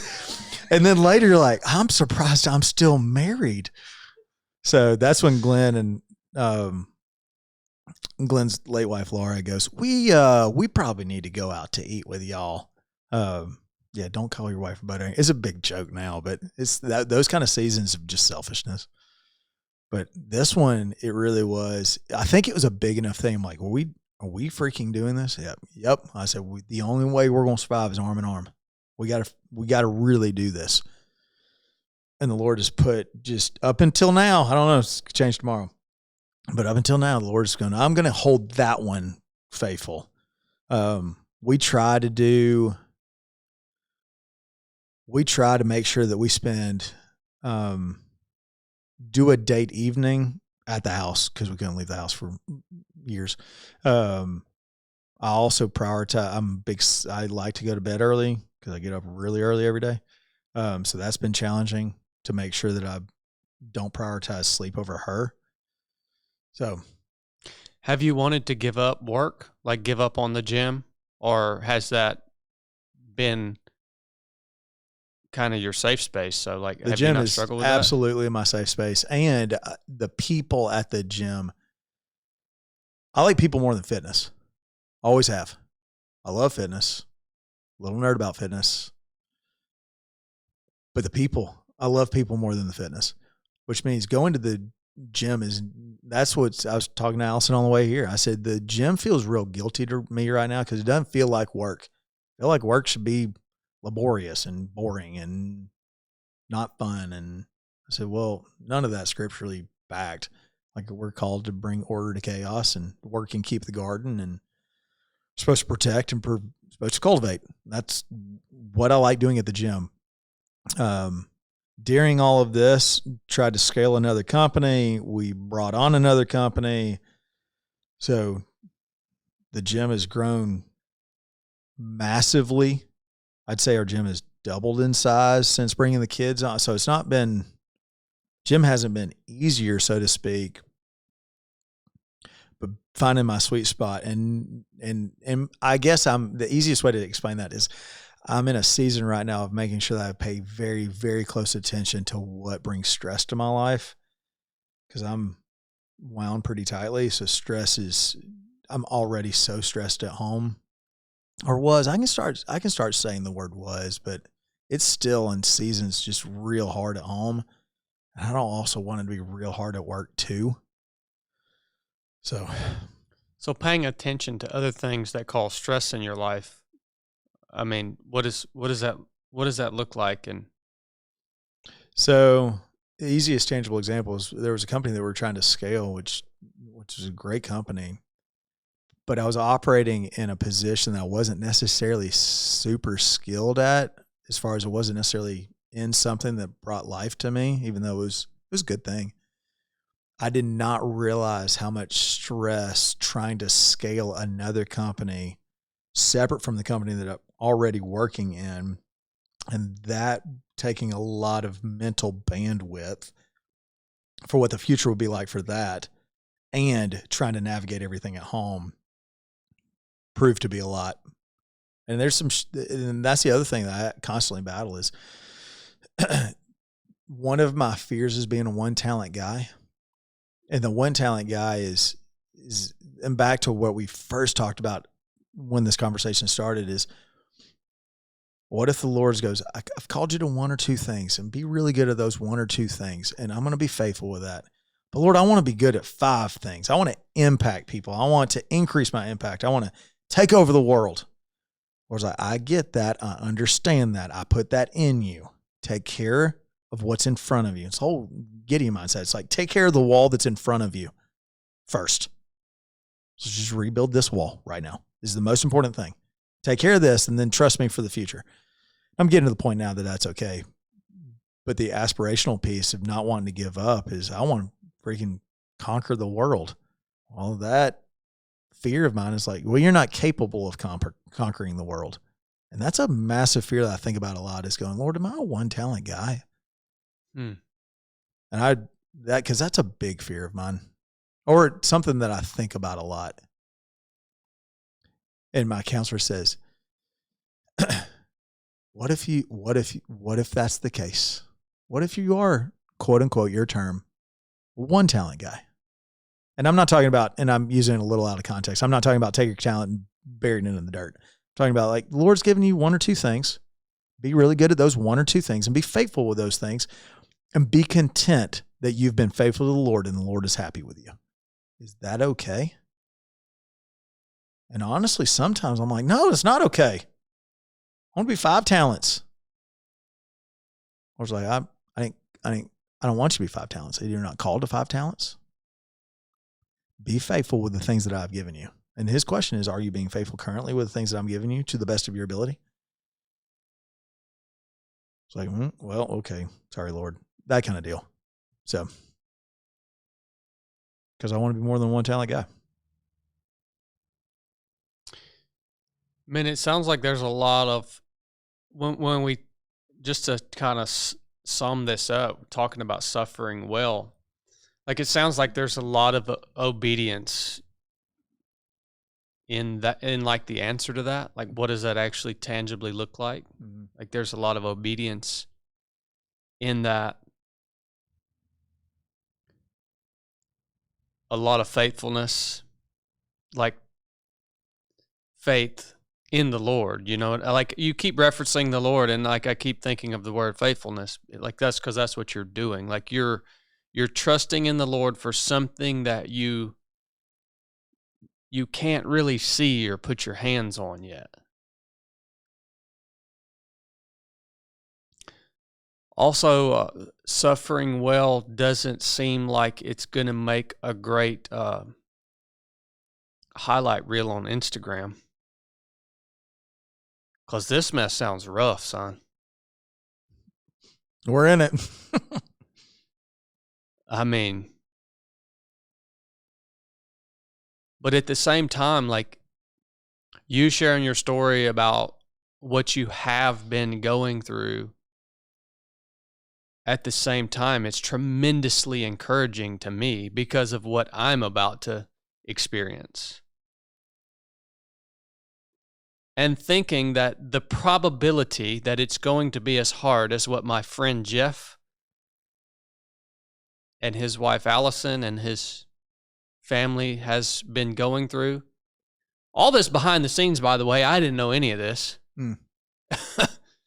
I mean, you hear little things here and there, but you don't advertise this. It's extremely encouraging because the probability of what I'm about to experience is that it will probably not even be on the same scale. And so it's great for me to hear your story just for contrast. It could, maybe it will be, but maybe it will be as hard. Who knows? Like you said, we cannot control the story or the narrative or the life of this new human. I think maybe we can have impact, but we definitely don't have control over it. So I can think the probability is it won't be as difficult, which is like, I am like, thank you, Lord. But then at the same time, if it is as difficult, it's good to know I have a friend who's been there, like who I can talk to, who I can learn from, which we've done here in this conversation today. So, man, I just appreciate you sharing that story, dude, and being so honest about that. Yeah, because it definitely impacts me. Well, I appreciate you having me. It's an uncomfortable thing to think about suffering in a context where the outcome is unknown, the timeline is unknown, and where everything in your body wants to make it selfish. And fight against the selfishness or the self-centered, the me-centric way of going this. And the Lord has kindly said this part. This is actually from the Spirit. It goes, it's not about you. It's not about you. I don't want to make the sun revolves around me. It's not about you. I'm going to use you. I'm going to sharpen you. And sharpening sucks. I don't like a bit of it. But these kids are important, and and honestly, their souls, they hang in the balance. So freaking, what am I going to do? Freaking walk away? Well, I'm going to do that. Mm-hmm.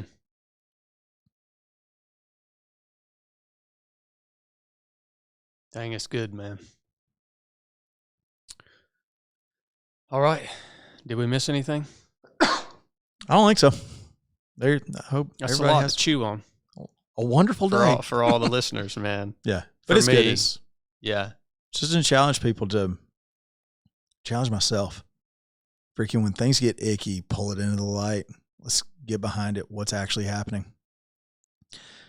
Because the Lord has some really good stuff in store, and you have to believe that to keep moving forward. But freaking just get my hands pried off of what I think the expectation or outcome is going to be.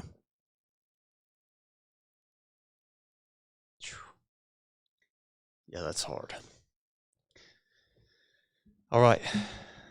I love you guys. Thanks for tuning in. If you're listening on YouTube, please subscribe to the channel. If you're listening on audio, please follow the podcast on whatever app you're using. It helps us out tremendously. And drop a comment, man.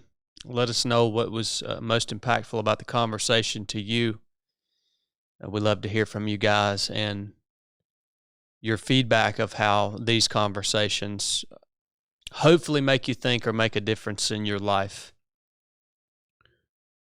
We love you guys. Enough said.